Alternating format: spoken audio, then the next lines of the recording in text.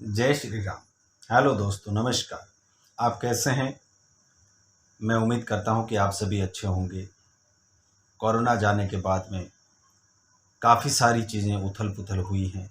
काफ़ी सारी चीज़ों में कुछ इस तरीके के आमूल-चूल परिवर्तन आए हैं, जिन परिवर्तनों ने लोगों को सोचने पर मजबूर कर दिया है। लेकिन फिर भी समय कभी रुकता नहीं है, समय कभी थमता नहीं है।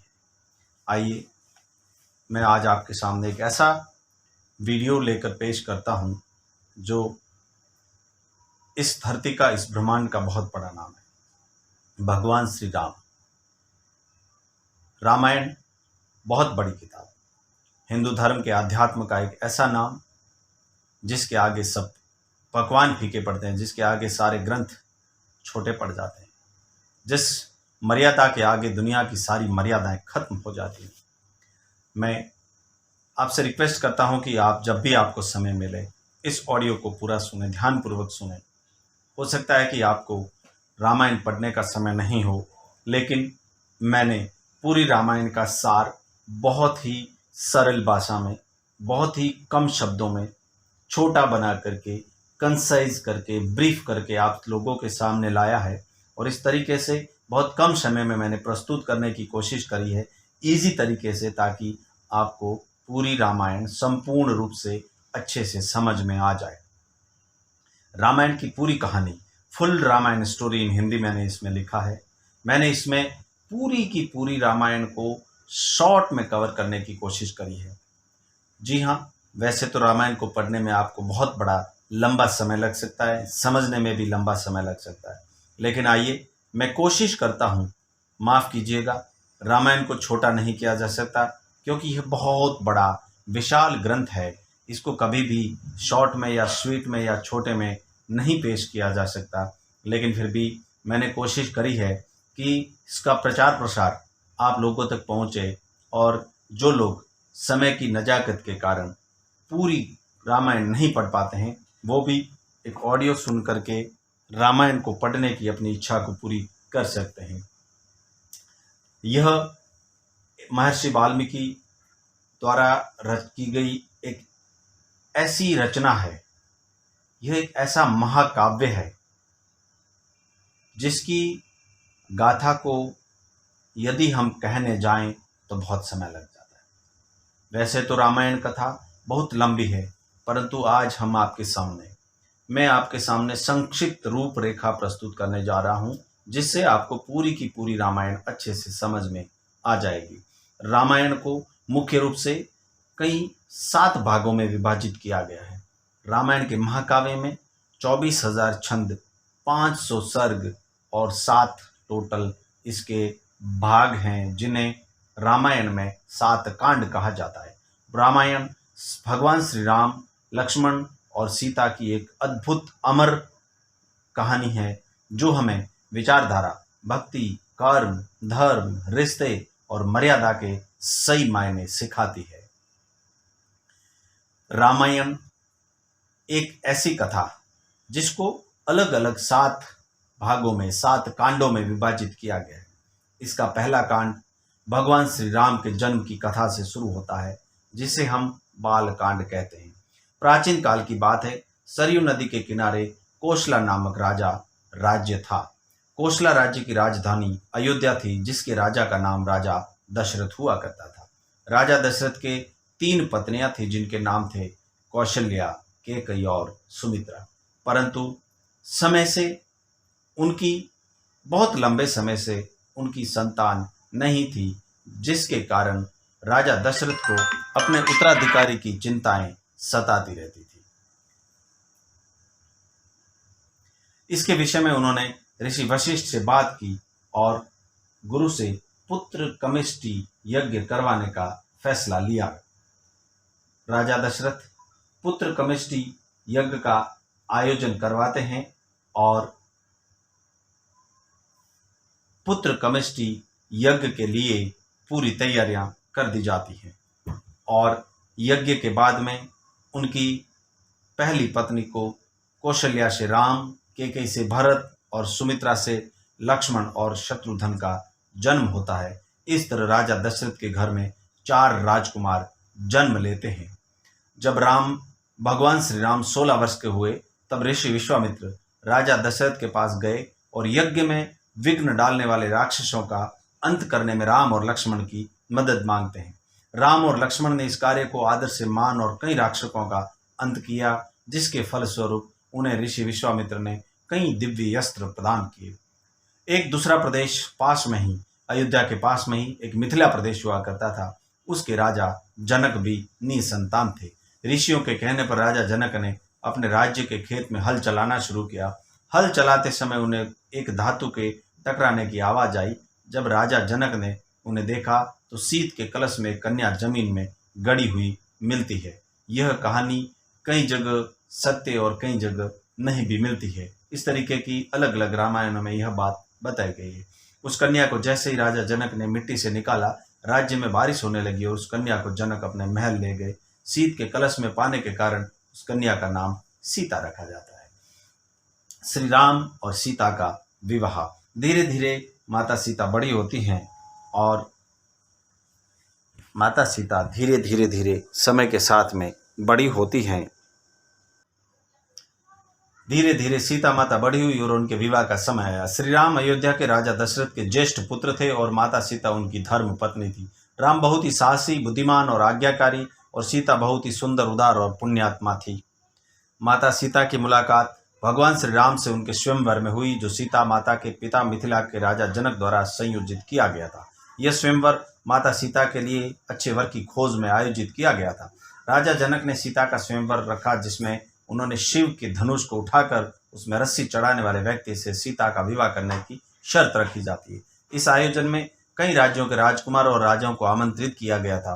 शर्त यह थी कि जो कोई भी शिव धनुष को उठाकर धनुष के तार को खींच सकेगा, उसी का विवाह माता सीता से कर दिया जाएगा। सभी राजाओं ने कोशिश की, किंतु धनुष को कोई हिला भी नहीं पाया। जब भगवान श्री राम की बारी आई तो भगवान श्री राम ने एक ही हाथ से धनुष को उठाया और जैसे ही उसके तार को खींचने की कोशिश की, वह धनुष टूटकर 2 टुकड़ों में बट गया। इस प्रकार श्री राम और सीता का विवाह संपन्न होता है। इस प्रकार भगवान श्री राम के विवाह से लक्ष्मण का विवाह उनकी चचेरी बहन उर्मिला से, भरत का विवाह मांडवी से और शत्रुघ्न का विवाह श्रुतकीर्ति से कर दिया जाता है, जो राजा जनक के भाई की बेटियां हैं। दूसरा कांड, अयोध्या कांड।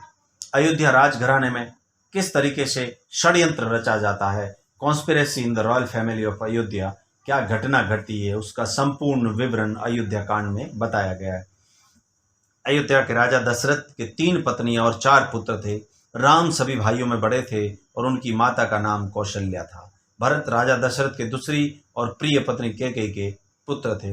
दूसरे 2 भाई थे लक्ष्मण और शत्रुघ्न, जिनकी माता का नाम सुमित्रा था। जब राम को एक तरफ राज तिलक करने की तैयारियां हो रही थी, तब उसकी सौतेली मां कैकेयी अपने पुत्र भरत को अयोध्या का राजा बनाने का षड्यंत्र रचे जा रही थी। इधर यह षड्यंत्र बूढ़ी मंत्रा के द्वारा किया गया था। रानी कैकेयी ने एक बार राजा दशरथ की जीवन की रक्षा की थी। तब राजा दशरथ ने खुश होकर कुछ मांगने के लिए कहा था और उस समय कैकेयी द्वारा 2 वरदान मांग लिए गए थे। उसी वचन के बल पर कैकेयी ने राजा दशरथ के पुत्र भरत के लिए अयोध्या का सिंहासन और राम के लिए 14 वर्ष का वनवास मांगा। श्री राम तो आज्ञाकारी थे, इसलिए उन्होंने अपने सौतेली मां कैकेयी की बातों को आशीर्वाद माना और माता सीता और प्रिय भाई लक्ष्मण के साथ 14 वर्ष का वनवास व्यतीत करने के लिए वल्कल वस्त्र पहनकर घर छोड़कर रवाना हो जाते हैं। इस असीम दुख को राजा दशरथ सह नहीं पाते हैं और इसी वनवास काल के दौरान कुछ ही समय के बाद राजा दशरथ की मृत्यु हो जाती है। कैकेयी के पुत्र भरत को जब यह बात पता चलती है तो भरत ने भी राजगद्दी लेने से इनकार कर दिया गया था। तीसरा कांड, अरण्य कांड। 14 वर्ष का वनवास। राम, सीता और लक्ष्मण वनवास के लिए निकल पड़ते हैं। रास्ते में उन्होंने कई असुरों का संहार किया और कई पवित्र और अच्छे लोगों से भी वे मिले। वे वन चित्रकूट में एक कुटिया बनाकर रहने लगे। एक बार की बात है, लंका के असुर राजा रावण की छोटी बहन शूर्पणखा ने राम को देखा और वह उस पर राम पर मोहित हो जाती है। शूर्पणखा ने राम को पाने की कोशिश की, पर राम ने उत्तर दिया, मैं तो विवाहित हूँ, मेरे भाई लक्ष्मण से पूछकर तुम देख सकते हो। तब शूर्पणखा लक्ष्मण के पास जाकर विवाह का प्रस्ताव रखने लगी, पर लक्ष्मण ने साफ इनकार कर दिया। तब शूर्पणखा ने क्रोधित होकर माता सीता पर आक्रमण करने की कोशिश की। यह देखकर लक्ष्मण ने चाकू से शूर्पणखा की नाक काट दी। कटी हुई नाक के साथ रोते हुए जब शूर्पणखा लंका पहुंची तो सारी बातें जाकर अपने भाई रावण को बताई और रावण को बहुत क्रोध आया। उसके बाद रावण ने सीता का हरण करने की योजना बनाई। योजना के तहत रावण ने मारीच राक्षस को चित्रकूट की कुटिया के पास एक सुंदर हिरण के रूप में बनाकर भेजा। जब मारीच को माता सीता ने देखा तो उन्होंने राम के उस हिरण को पकड़ के लाने के लिए कहा। सीता ने राम से कहा कि उस हिरण को पकड़कर मेरे पास लाओ, बहुत सुंदर है। सीता की बात को मानकर राम उस हिरण को पकड़ने के लिए उसके पीछे पीछे जाते हैं और लक्ष्मण को आदेश देते हैं कि वे सीता को छोड़कर कहीं नहीं जाए। यह घना जंगल है, यहाँ पर कई तरीके के खतरे हैं। बहुत पीछा करने के बाद राम ने उस हिरण को बाण से मारा। जैसे ही राम का बाण हिरण मारीच को लगा, वह अपने असली रूप राक्षस में आया और राम की आवाज में सीता और लक्ष्मण से चिल्लाते हुए मदद की गुहार करने लगा। सीता ने जब राम की आवाज में उस राक्षस के विलाप को देखा तो वो घबरा गई। उसने लक्ष्मण से राम की मदद करने के लिए जंगल में जाने को कहा। लक्ष्मण ने सीता माता के कुटिया के चारों ओर एक लक्ष्मण रेखा सुरक्षित खींची और वे राम की खोज में निकल पड़ते हैं। योजना के अनुसार रावण एक साधु के रूप में कुटिया पर पहुंचते हैं और भिक्षाम देही का स्वर लगाने लगते हैं। जैसे ही रावण ने कुटिया के पास लक्ष्मण रेखा पर अपना पैर रखा, उसका पैर जलने लगा। यह देखकर रावण ने माता सीता को बाहर आकर भोजन देने के लिए कहा। जैसे ही सीता माता उस लक्ष्मण रेखा से बाहर निकलती है, रावण ने पुष्पक विमान में सीता माता का हरण कर लेकर भागने की योजना तो पहले ही बना रखी थी। बस उसी मौके का फायदा उठाकर माता सीता का हरण कर लिया जाता है। जब राम और लक्ष्मण को यह पता चला कि उनके साथ बहुत बड़ा छल हो चुका है तो वे कुटिया की ओर भागे और वहां जाकर बहुत ढूंढने के बाद में भी उन्हें कोई नहीं मिला। जब रावण सीता को पुष्पक विमान में लेकर जा रहा था तब बूढ़े जटायु पक्षी ने रावण से सीता माता को छुड़ाने के लिए युद्ध किया, किंतु रावण ने जटायु के पंख काटकर नीचे उसको गिरा दिया। जब राम और लक्ष्मण सीता को ढूंढते हुए जा रहे थे, रास्ते में जटायु का शरीर पड़ा था और वो राम राम का विलाप कर रहा था। जब राम और लक्ष्मण ने उसने सीता के विषय में पूछा तो जटायु ने उन्हें पूरी की पूरी कहानी बताई और उसी समय उसकी भगवान राम की आवाज़ कानों में पड़ने के बाद उसकी मृत्यु हो जाती है। चौथा भाग, फोर्थ पार्ट, किष्किंधा कांड। राम और हनुमान की कहानी। किष्किंधा प्रदेश में हनुमान किष्किंधा के राजा सुग्रीव की वानर सेना के मंत्री हुआ करते थे। राम और हनुमान पहली बार शिशिर मुख पर्वत पर मिले, जहां सुग्रीव और उनके साथी रहते थे। सुग्रीव ने भाई बाली से उससे उसका राज्य छीन लिया था और उसकी पत्नी को बंदी बनाकर रखा था। जब सुग्रीव राम से मिले तो वे दोनों अच्छे मित्र बन गए। जब रावण पुष्पक विमान में सीता माता को लेकर जा रहा था तो माता सीता ने अपने सारे गहने सारे अलंकार एक एक उतार कर विमान से नीचे फेंक दिए थे। वो सुग्रीव की सेना के कुछ वानरों को मिले थे और उन्होंने वह सारे इकट्ठे करके रखे थे। जब उन्होंने वो सारे के सारे भगवान श्री राम के सामने जब रखे तब भगवान श्री राम और लक्ष्मण की आंखों से आंसू निकलने लगे। श्री राम ने बाली का वध करके सुग्रीव को किष्किंधा का दोबारा राजा बना दिया जाता है। सुग्रीव ने भी मित्रता निभाते हुए भगवान राम को वचन दिया कि वो उसकी पूरी वानर सेना को उनके साथ लगाएंगे और माता सीता को रावण के चंगुल से छुड़ाने में उनकी पूरी मदद करेंगे। इसके बाद हनुमान, सुग्रीव, जामवंत ने मिलकर सुग्रीव की वानर सेना का नेतृत्व किया और चारों दिशाओं में अपनी सेना को भेजा। सभी दिशाओं में ढूंढने के बाद कुछ न मिलने पर ज्यादातर सेना तो वापस लौट आती है, लेकिन दक्षिण की तरफ हनुमान एक सेना लेकर, जिसका नेतृत्व अंगद कर रहे थे, जब वे दक्षिण के समुद्र तट पर पहुंचे तो वे भी उदास होकर विंध्य पर्वत पर इसके विषय में बात कर रहे थे। वहीं कोने में एक बड़ा पक्षी बैठा था जिसका नाम था संपाति।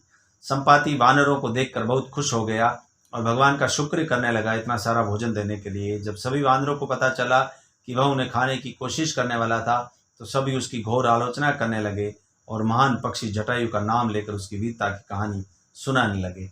जैसे ही जटायु की मृत्यु की बात उसे पता चली, वह जोर जोर से विलाप करने लगा। उसने वानर सेना को बताया कि जटायु का भाई है और वह भी बताया कि उसने जटायु से मिलकर स्वर्ण में जाकर इंद्र को भी युद्ध में हराया था।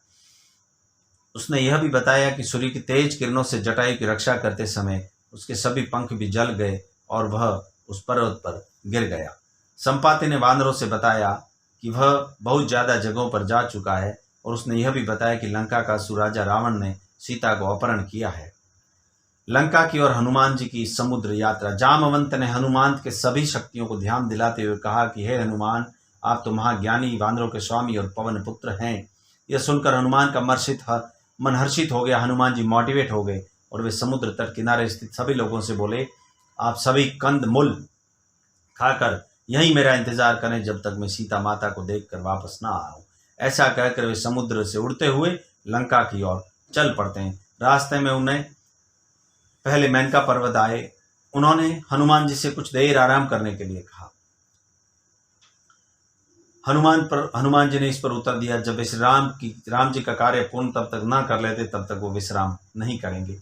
देवताओं ने हनुमान जी की परीक्षा लेने के लिए सांपों की माता सुरसा को भेजा। सुरसा ने हनुमान को खाने की कोशिश की, पर हनुमान को वो खा ना सके। हनुमान जी उनके मुख में जाकर दोबारा निकल आए और आगे चले गए। समुद्र में एक छाया को पकड़कर खा लेने वाली राक्षसी थी। उसने हनुमान को पकड़ दिया और हनुमान जी ने उसे भी मार दिया। समुद्र तट पर पहुंचने के बाद हनुमान एक पर्वत के ऊपर चढ़ गए और वहां से उन्होंने लंका की ओर देखा। लंका का राज्य उन्हें दिखा, जिसके सामने एक बड़ा द्वार था और पूरी की पूरी लंका सोने की बनी हुई थी।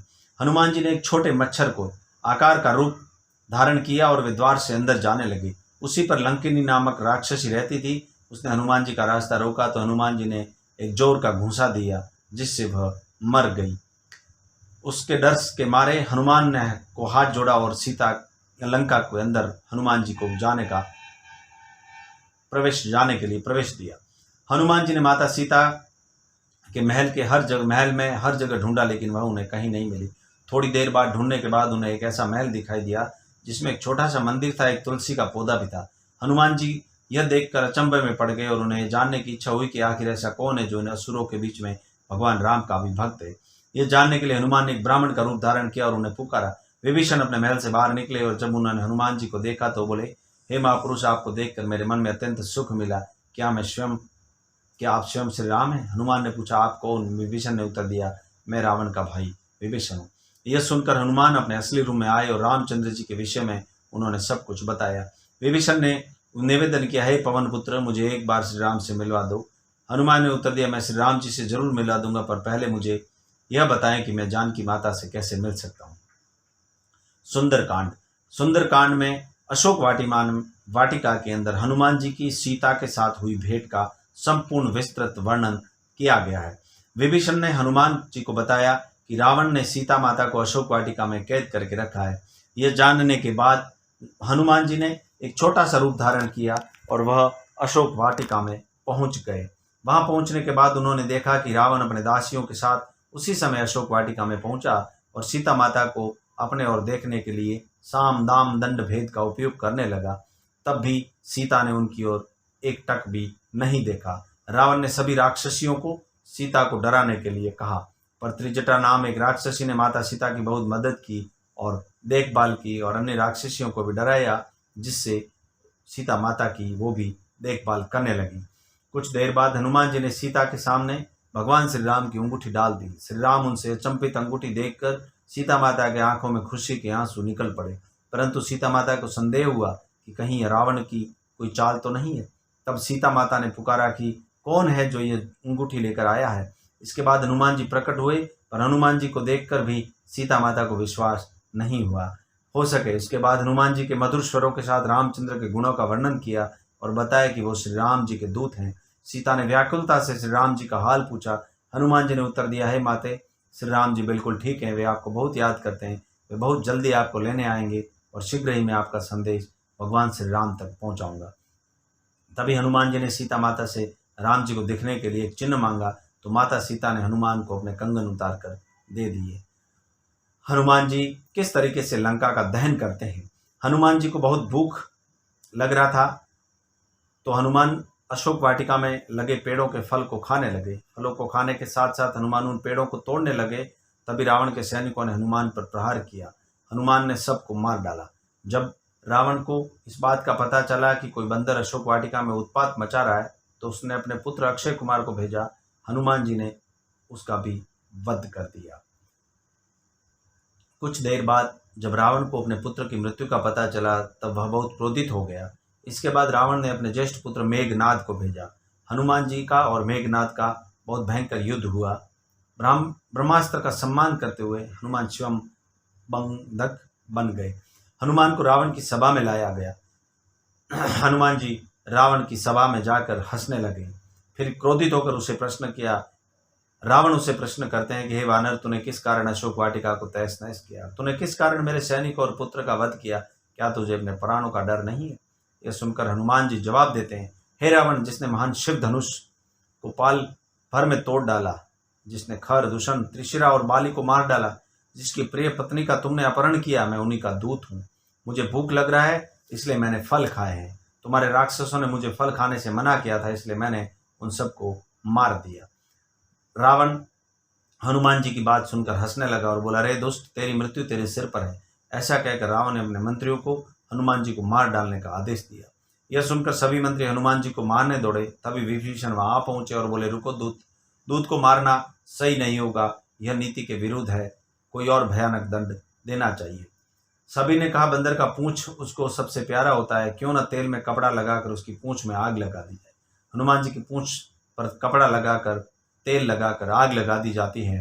हनुमान जी एक बिल्डिंग से दूसरी बिल्डिंग पर कूदते कूदते जाते जाते सारी की सारी लंका को जलाकर तहस नहस कर देते हैं। अब आगे श्री राम और वानर सेना की चिंता का विषय था, कैसे पूरी सेना समुद्र के किनारे से दूसरी ओर जा सकेगी। श्री राम जी के समुद्र से निवेदन किया कि वे रास्ता दे ताकि उनकी सेना समुद्र पार कर सके, परंतु कई बार कहने पर भी समुद्र ने उनकी बात नहीं मानी। तब राम ने लक्ष्मण से धनुष मांगा और अग्नि बाण से समुद्र पर साधा, जिसकी पानी सूख जाए और वे आगे बढ़ सके। जैसे ही श्री राम ने ऐसा किया, समुद्र देव डरते हुए प्रकट हुए और श्री राम से माफी मांगी और कहा, हे नाथ, ऐसा न करें, आपके इस बाण से मेरे में रहने वाले सभी पशु, सभी मछलियां, जीवित प्राणियों का अंत हो जाएगा। श्री राम ने कहा, हे समुद्र देव, हमें यह बताएं कि मेरी विशाल सेना इस समुद्र को कैसे पार कर सकती है। उस समय समुद्र देव यह उत्तर देते हैं कि हे रघुनंदन राम, आपकी सेना में 2 वानर हैं। नल और नील उनके स्पर्श करके किसी भी बड़े से बड़े चीज को पानी में तैरा सकते हैं। यह कहकर समुद्र देव चले गए। उनकी सलाह के अनुसार नल और नील ने पत्थर पर श्री राम का नाम लिखकर समुद्र में पत्थर फेंकना शुरू किया और एक पत्थर फेंकते फेंकते वहां पर समुद्र पर राम सेतु पुल का निर्माण कर दिया गया। छठा आता है लंका कांड। लंका में भगवान श्री राम की वानर सेना कैसे पहुंचती है, कैसे वहां डेरा डालती है और किस तरीके से लंका में युद्ध होता है और लंका पर विजय प्राप्त करती जाती है और माता सीता को वहां से छुड़ाया जाता है। श्री राम ने अपनी सेना के साथ समुद्र के किनारे डेरा डाला। जब इस बात का पता रावण की पत्नी मंदोदरी को चला तो वो घबरा गई और उसने रावण को बहुत समझाया पर वह नहीं समझा और सभा में चला गया। रावण के भाई विभीषण ने भी रावण को सभा में समझाया और सीता माता को सम्मान पूर्वक श्री राम को सौंप देने के लिए कहा, परंतु रावण इस बात पर क्रोधित हो गया।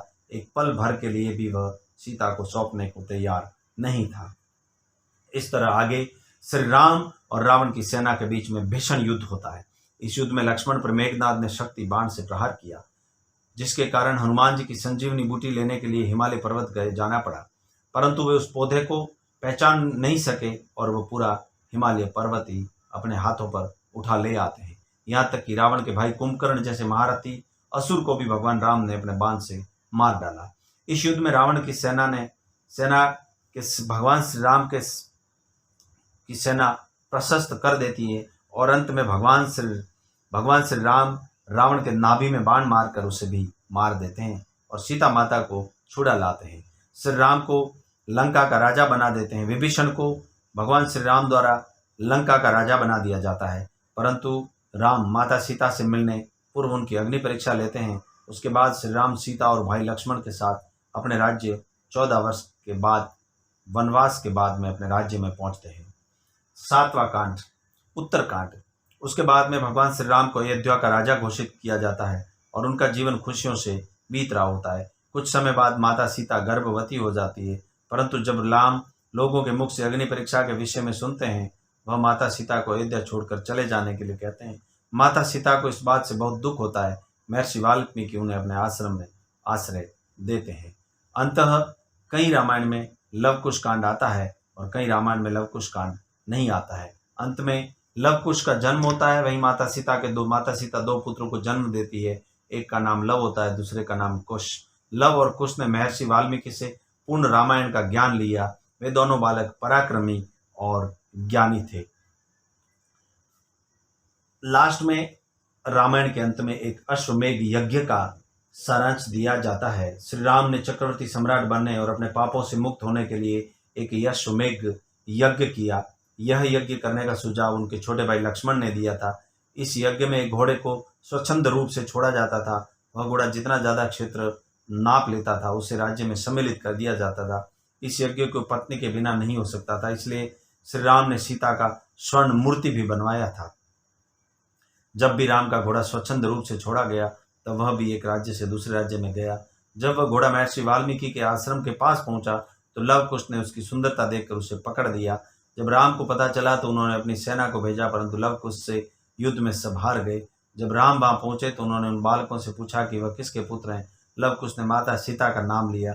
जब राम ने यह सुना तो उन्होंने बताया कि वह उनके पिता हैं। यह सुनकर लव कुश भी बहुत खुश हुए और राम से गले मिल गए। इसके बाद वे माता सीता के आश्रम में जाकर मिले। उसके बाद श्री राम माता सीता और लव कुश को लेकर अयोध्या लौट आए। अब मैं आशा करता हूँ कि भगवान श्री राम के जीवन की यह एक पवित्र कहानी आपको संक्षिप्त के रूप में बहुत पसंद आई होगी। रामायण बहुत बड़ी चीज़ है, बहुत पवित्र और बहुत लंबी चीज़ है, जिसको पूरा करने के लिए कई महीनों का वक्त लग जाता है। मैंने कोशिश करी है कि संपूर्ण सारांश आपको समझ में आ जाए। फिर भी मेरे बोलने में, मेरे कहने में कहीं कोई शब्द छूट गया हो या कोई शब्द त्रुटि रह गई हो, शब्द त्रुटि के कारण भावनाओं का अर्थ कभी नहीं बदलता है, भावनाएं कभी नहीं बदलती है, भाव वही रहता है, भावार्थ वही रहता है। शब्द त्रुटि के लिए माफ़ करें। आपको ऑडियो कैसा लगा आप मुझे कमेंट में ज़रूर बताएं।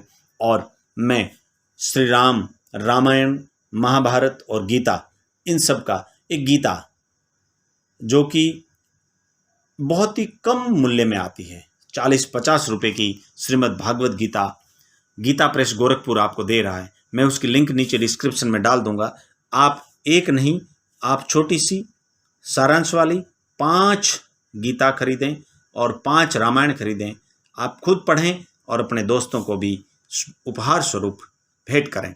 आपने यदि यह कार्य कर लिया तो यह रामायण पढ़कर लोगों के जीवन में बनी आदर्शवादिता आपको जीवन भर पुण्य देगी, जीवन भर आपको इसका फल मिलता रहेगा। धन्यवाद।